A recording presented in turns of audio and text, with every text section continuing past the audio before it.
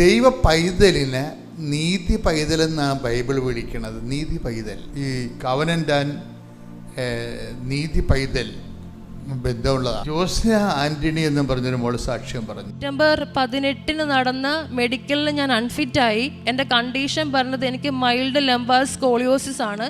Scoliosis ഉള്ള ഒരാൾക്ക് GCC കൺട്രിയിൽ work ചെയ്യാൻ പറ്റില്ല. ഈ പരിശുദ്ധാത്മ നിറയുമ്പോൾ ഉണ്ടാകുന്നൊരു ഗുണം, ഈ വേൾഡ്ലി ആയിട്ടുള്ള വിഷയങ്ങളിൽ നിന്ന് നമ്മളെ തെറ്റിച്ചിട്ട് ആധ്യാത്മികത ആ ഒരു റേഞ്ചിലേക്ക് നമ്മളെ കൊണ്ടുവരും. എനിക്ക് സ്വപ്ന ദർശനം ഉണ്ടായി. ആകാശത്തുനിന്ന് മാതാവ് ഇറങ്ങി താഴെ വന്നു. രണ്ട് കൈയും വിരിച്ചു നിൽക്കുന്ന, രണ്ട് കൈ തുറന്നു പിടിക്കാൻ നമ്മളെ സഹായിക്കാൻ നിൽക്കുന്ന ഇമേജാണ്.